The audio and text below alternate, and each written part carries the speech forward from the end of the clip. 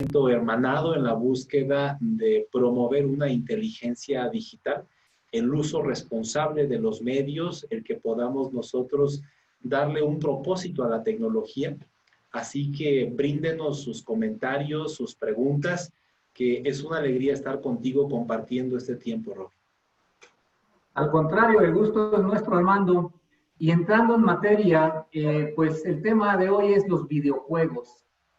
La pregunta que más escuchamos es, oye, la verdad es que yo como mamá, yo como papá tengo muchas cosas que hacer y los videojuegos pues me ayudan muchísimo a que el niño esté quieto un rato. Y pues yo no le veo mucho de mal. O sea, no sé, a veces escuchamos malos comentarios, ¿no? Estas matanzas que se han lamentablemente dado, no solo en escuelas de Estados Unidos, sino ya en México. Hay mucha gente que dice que hay un patrón, que es que los niños que ejecutan estas tragedias, pues coinciden en que son ávidos usuarios de videojuegos violentos. ¿Qué tan malos son los videojuegos? ¿Qué nos puedes decir al respecto? ¿Cuáles son los efectos? Pues mira, Robin, yo creo que el tema de los videojuegos es un reto muy grande porque se ha tornado muy popular. Esto es que lo más común, lo más frecuente es que niños y adolescentes y jóvenes pasen largas jornadas de tiempo jugándolo y esto se ha tornado en una niñera digital porque los hijos están quietos, están en su cuarto, están en la sala y los papás pueden disponer de ese tiempo.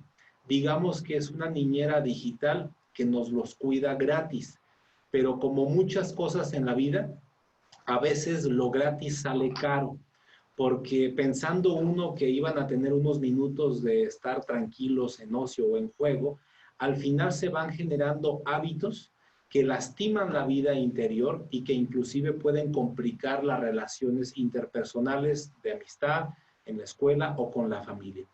¿Cuáles son los efectos de los videojuegos? Quisiera yo dividirlos como en dos categorías.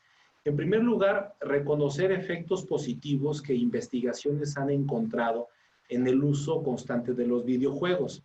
El primer elemento es que hay una capacidad de la coordinación ojo-mano, en donde aquel que juega mucho se va tornando muy hábil, pero en el contexto del videojuego. Esto es, que no se puede extrapolar que por el hecho de ser muy bueno para jugar un videojuego será un gran cirujano médico el día de mañana. La segunda característica es que eleva el sentido de alerta de la persona cuando está en el videojuego. Esto implica que muchos videojuegos son de competencia, son de batalla campal, y entonces ellos agudizan sus sentidos auditivo y visual para estar siempre alerta en el contexto del videojuego, y es verdad, entre más juegan, más hábiles se vuelven, pero en el ámbito del videojuego. No significa que el día de mañana, después de mucho jugar y lo pones de portero, tenga unos reflejos maravillosos para parar las pelotas. Entonces, sí hay efectos positivos, pero muy limitados al contexto del videojuego.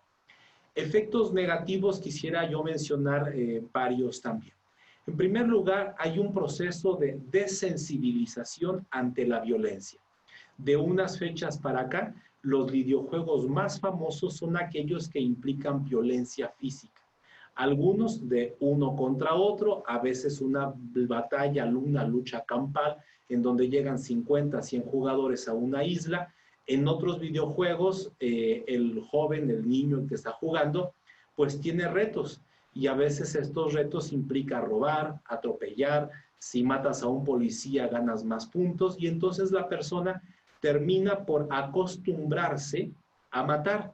Y esto es realmente algo preocupante porque debemos de cuestionarnos si hay valor pedagógico alguno en que un niño o una niña pase tiempo divirtiéndose matando a otros. El segundo elemento de la consecuencia negativa es que normaliza las conductas antisociales. Esto implica que matar te da puntos, robar te da puntos, ir a un prostíbulo te da puntos, y entonces estas conductas que son antisociales se van tornando premiadas. Y esto es un mensaje contradictorio, porque ¿qué necesita nuestro país? ¿Educar para la violencia o educar para la paz? Y muchos de los videojuegos es una contracultura. Claro que para el niño, para el adolescente, es una actividad que se puede tornar divertida, pero debemos de cuestionarnos a qué costo. Hace un momento tú introducías cómo en varios tiradores, tanto en Estados Unidos o el de Nueva Zelanda o los que han pasado en México, hay una relación, más no una causalidad, hay una relación entre su conducta homicida y sus hábitos de videojuegos. En tercer lugar, algo que es muy sensible para la dinámica familiar. Entre más videojuegos de violencia está jugando el hijo, la hija, el niño, el adolescente, hay una pérdida de la empatía. Esto implica que hay una desensibilización a los sentimientos de los demás. El niño, el adolescente se va tornando duro, se va tornando hostil, inclusive llegando a tener conductas de agresividad hacia sus propios padres. Quizá la consecuencia más grave es que los videojuegos, al ser interactivos en tiempo real, compitiendo contra otros, te libera mucha dopamina. Y también ante el riesgo de morir, la persona está liberando adrenalina. Entonces tenemos una química del cerebro muy activa que nos lleva a la tecnoadicción, y cuando ese jugador se desconecta, el mundo real le parece lento, no es desafiante, no es divertido, y por lo tanto, cuando se desconectan, es como si le quitaras las pilas al juguete, que en automático se apaga y cambia a modo aburrido. Serían estos algunos elementos, Robin. Excelente, pues eso explica mucho. La otra gran pregunta que recibimos muy a menudo en nuestras conferencias de los papás es que nos dicen, bueno, pero ¿qué hago? Si mi hijo, cuando le prohíbo jugar, se pone pesado, hemos intentado quitárselo por la fuerza, se pone un poco violento, se torna irascible, sus conductas se empiezan a cambiar. ¿Qué recomiendas en un caso cuando ya tenemos un hijo que claramente es dependiente del videojuego? Bueno, tenemos que, como todas aquellas conductas que se van tornando en un vicio, lo primero es que tenemos que declarar que estamos ante una conducta que ya se ha tornado un vicio. Para muchos niños, adolescentes y jóvenes, los videojuegos hace meses o años que dejaron de ser un juego. Se ha convertido en una necesidad emocional y física para seguir conectado. Esto implica que muchos de ellos emocionalmente necesitan conectarse porque su mundo social está allá adentro. Poco a poco dejaron el deporte, la música, el arte, el ajedrez, ir a las clases de matemáticas. Poco a poco se fueron desconectando del mundo y por lo tanto tienen la necesidad emocional de conectarse. En segundo lugar, para muchos de ellos es una dependencia orgánica. Sí, digámoslo con toda la claridad. Así como alguien cuando se emborracha tiene la necesidad psicológica de reunirse con sus cuates porque le dan sentido de pertenencia, esa es una de las variables. La otra variable de su dependencia al alcohol es que su cerebro ya se acostumbró a ese estimulante. Esto implica que muchos que son adictos a las redes sociales, videojuegos, quizá videos en YouTube o a series a través de Internet, ellos ya se acostumbraron a recibir la dopamina de fuente digital y que ellos por ninguna razón quieren dejar de recibir su estimulante porque cuando se lo prohíbes tiene una crisis abstémica. Sí, una crisis abstémica igualita que la que tiene aquel que es adicto al cigarro y de repente no los puede comprar o va en un vuelo transatlántico y está muerto de ansiedad porque quiere fumar. Lo mismo que el alcohólico o el drogadicto necesita su sustancia. Acá la novedad es que no hay ninguna ley que esté regulando en México o en Latinoamérica el consumo de aquellos videojuegos que son altos generadores de dopamina de fuente digital. Por lo tanto, primer punto para los papás que están batallando, comprender que estamos ante un problema. Si su hijo se torna violento, Si su hijo no quiere hacer otra cosa más que conectarse a jugar, esto ya no es un juego. Para él se ha tornado en una dependencia. ¿Cómo entonces afrontar de manera positiva esto, Robin? Usar la tecnología con propósito. Esto es, bienvenida sea esa laptop, ese celular, esa computadora, pero hay que usarla con un propósito. Cada uno de nosotros tenemos en nuestras casas distintas herramientas, que si el martillo, que si el taladro, que si la licuadora, electrodomésticos, todos ellos tienen un propósito que nos ayudan a vivir mejor. Debemos entonces valorar a las consolas de videojuegos, las tablets, las computadoras, como una herramienta más de nuestra familia. Si me ayudas, eres bienvenida. Pero si me estás generando un vicio, yo me puedo reservar el derecho de admisión.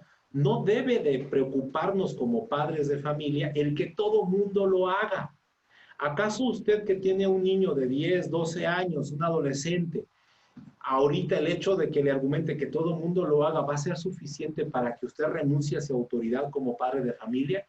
¿Qué va a pasar cuando su hijo tenga 19 y le diga que todo el mundo se alcoholiza? Usted le va a decir, pues ándale pues, alcoholízate como todo mundo. Y cuando le diga a los 22, es que mamá, todo mundo se droga, usted le va a decir, ándele mijo, pásele a drogarse como todo mundo. No, los padres de familia no vivimos o no deberíamos de estar viviendo a la luz de la moda.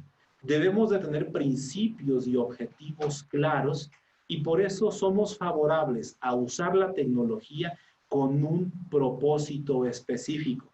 Esto es que pueda llegar a tener un valor didáctico y jugar a matar no tiene un valor didáctico, a menos de que estemos formando a nuestros hijos para ser o soldados o sicarios, porque ellos sí se forman para matar, pero siempre defendiendo un valor superior en el caso de los soldados. En el caso de los que son maleantes, pues ellos es un negocio, pero ya basta. Nuestro México no necesita más personas así y debemos educar para la paz. ¿Cómo saber si dar o no permiso para los videojuegos? Todo videojuego que tenga un valor didáctico y desarrolle una habilidad en la vida interior de nuestros hijos, que sea bienvenido. En el libro de Inteligencias Múltiples, Robin, que ustedes tienen por allá en Puebla, nosotros abordamos cómo es que hay 8 inteligencias y que cada uno de nuestros hijos tiene una mezcla particular. Usted puede encontrar algunas aplicaciones, algunos videojuegos que desarrollan las habilidades lingüístico-verbales, la lógico-matemática, la naturalista. Si el videojuego, si la app nos ayuda a desarrollar esa habilidad, que sea bienvenido.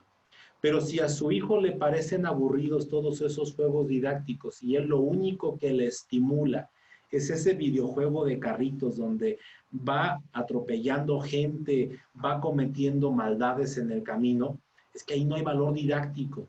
Entonces tenemos que tener la fortaleza para explicarle a nuestros hijos. El último elemento, o el penúltimo, Robin, que yo quisiera mencionar, es que debe haber un tiempo limitado. Esto implica, así como ustedes en tantos cursos que imparten en Guardianet y que yo invito a todos los que nos están escuchando que visiten este proyecto, este portal de Guardianet, así lo puedes encontrar tanto en Facebook, en YouTube, en Internet en general, porque ellos te van a ayudar a que tus hijos comprendan la necesidad de ponerle un límite al uso de la tecnología. Debemos controlar a la tecnología y evitar que la tecnología nos controle a nosotros. Un último criterio que quisiera dar como respuesta a la pregunta, Robin. Nunca sustituir el juego físico por videojuegos. Porque aunque sea niño, adolescente o joven, la actividad física nos conecta con una vida saludable. El volvernos sedentarios, eso lastima no solo nuestro cuerpo, también los ojos, la postura del cuerpo, y eso nos va llevando a conductas que nos van haciendo proclives a desarrollar otro tipo de problemas de salud. Muy bien, gracias. Entonces, parece que tu recomendación es todo juego que tenga fines didácticos, donde no tenga yo que matar gente para ser mejor, para ganar puntos, ¿podría una familia utilizarlo? ¿Conoces alguno que tú dijeras, bueno, mira, de jugar Fortnite a jugar este, pues mejor juega este? ¿Qué le dices a una mamá que se hace ese interrogante? Sí. Bueno, yo creo que podríamos estar en un contacto directo con estos padres que tengan su inquietud, porque hay una amplia diversidad de videojuegos. Algunos de ellos, sobre todo los modernos, digamos de 5 años para acá, todos tienen una gran dosis de adictividad. ¿Por qué? Son videojuegos en línea en donde tú compites con otros y competir implica que tú puedes perder o morir. Y por lo tanto, esto nos va liberando más dopamina por la búsqueda de que en la siguiente partida ahora sí voy a ganar. Los videojuegos más recientes van generando un ranking mundial de jugadores. En este ranking, el niño comienza a jugar y el programa le va retroalimentando, le va dando bonos, le va dando puntos, y entonces el niño, el adolescente, tiene el deseo de seguir jugando cada vez más para ir superando ciertos umbrales de los retos que le va planteando el videojuego. Algunos, los más robustos como Fortnite, nos van liberando una nueva temporada cada 10, cada 12 semanas, y eso te vuelve a conectar más. Entonces, mi principal recomendación sería el regresemos al juego físico, porque en realidad muchos de los elementos de las nuevas tecnologías están diseñadas para que sea un excelente negocio para el fabricante. Y la mejor manera de hacerlo negocio es que se vuelva adictivo para fidelizar a los usuarios. Y al fidelizarlos, para ellos es un negocio redondo, usando o quemando, por así llamarle, la inocencia y los años de nuestros hijos. Excelente. Armando, pues muchas gracias. Tenemos aquí una pregunta que nos dicen, bueno, esto aplica muy bien a niños menores, ¿verdad? Pero ¿qué pasa cuando yo ya vivo, o en mi casa vive mi hijo el universitario, que ya tiene sus 18, 19, hasta más de 20 años, o el esposo incluso? Y un caso, una pregunta muy concreta es, ¿qué hago con mi esposo que en la noche se encierra en su cuarto con llave y está despierto hasta altas horas de la madrugada jugando este tipo de videojuegos? ¿Qué se puede hacer en el caso de las personas adultas que viven con nosotros y tienen esta adicción, este problema? La tecnoadicción nos pega parejo. Usted puede encontrar a un bebé tecnoadicto antes de cumplir el año de edad, o puede encontrar al abuelito de 93 años que igualmente es tecnoadicto. ¿Qué se necesita para ser tecnoadicto?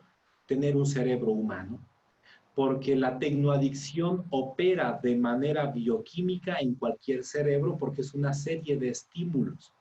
Por lo tanto, no habría mucha diferencia entre si es niño, adolescente, adulto, para tornarse tecnoadicto. ¿Qué hacer cuando el hijo ya es adolescente, universitario o hablamos de la pareja? El camino, desde luego, no es la violencia física. El camino tampoco es la prohibición sin argumentos y sin explicaciones. Al adulto, lo que nosotros debemos hacer es darle argumentos que le permita reflexionar y comprender que lo suyo ya no es un juego. A través del libro de Padres Digitalmente Responsables, nosotros vamos dando una serie de argumentos y de exposiciones en donde va uno nutriéndose del lenguaje para lograr hablar con el hijo, con la pareja. Yo recuerdo una historia en donde una mamá me decía que llamó a su hijo de 10 años, echándole en cara el día terrible, decía ella, en que Fortnite llegó a su casa.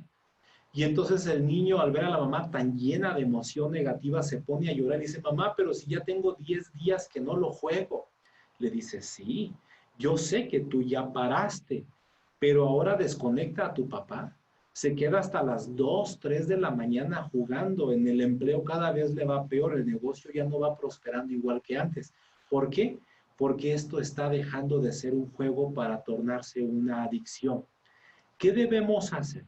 Cuando la persona aún tiene fuerza de voluntad, dialogando se entiende la gente y cambiar los hábitos. Esto implica reconocer, así como el alcohólico que madura y logra superar su alcoholismo, debe reconocer que él y el alcohol no se llevan bien y por eso no te acepta ni una copita el alcohólico que ya se ha recuperado. La persona que es tecnoadicta también tiene que dar el mismo paso y reconocer que a mí la tecnología me resulta tan atractiva que no me puedo detener y por lo tanto debo de vivir un proceso de fortalecimiento de la voluntad. El lóbulo frontal que se encuentra detrás de nuestra frente es el núcleo donde el cerebro procesa el autocontrol y curiosamente los videojuegos dañan el funcionamiento óptimo del lóbulo frontal porque las emociones nos van invadiendo y la persona deja de pensar y va perdiendo gradualmente esa capacidad de autocontrol. Por eso, si usted tiene un hijo o su pareja es tecnoadicto, puede darse cuenta que tiene una tendencia a explotar con facilidad y a usar la violencia como un recurso. Por lo tanto, sí es posible.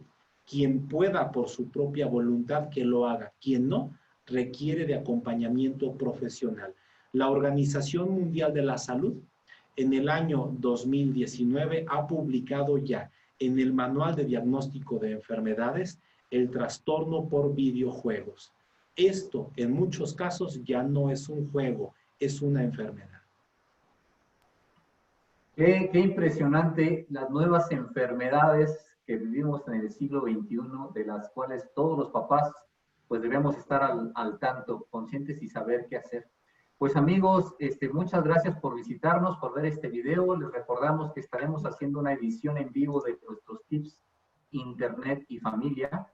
Es un mensaje quincenal que enviamos si ustedes están interesados en recibir un mensaje cada 15 días por WhatsApp con tips como este, cápsulas como esta. Simplemente ingresen a nuestra página Workanet MX o manden un mensaje al 22 24 29 29 84. Lo pondremos aquí en los comentarios. Armando, pues no queda más que agradecerte tu presencia, tu participación y pues la gran lucha que das por mejorar nuestra sociedad a través del mejoramiento de la familia. ¿Algo que quieras añadir para despedirnos? Pues enviar un afectuoso saludo para Estela Santillana, tu esposa, y cada uno de tus hijos. Robin, gracias por acompañarnos y les invito también a que me visiten en mis redes sociales. En Facebook me encuentras como @Armando Duarte Pantoja y en YouTube como Dr. Armando Duarte. Muchas gracias, Robin, por esta oportunidad. Al contrario, y también tenemos la página armandoduarte.com, ¿cierto? Donde tienes algunos materiales bien interesantes. Si alguno de ustedes está interesado en adquirir el libro Padres Digitalmente Responsables, Construyendo Familias Fuertes e Inteligencias Múltiples, acérquese con nosotros en los comentarios y se lo hacemos llegar. Recuerden que a ser papás nadie nos enseña y vale la pena poner un poco de esfuerzo, de tiempo, de dedicación y si es necesario dinero para invertir en esta noble labor que va a repercutir en hijos sanos, en hijos fuertes, en hijos líderes que dejen este mundo en mejores condiciones de como lo encontraron. Muchas gracias a todos por acompañarnos. Armando, nuevamente, mil gracias. Amigos, hasta la próxima. Gracias, Robin. Hasta luego.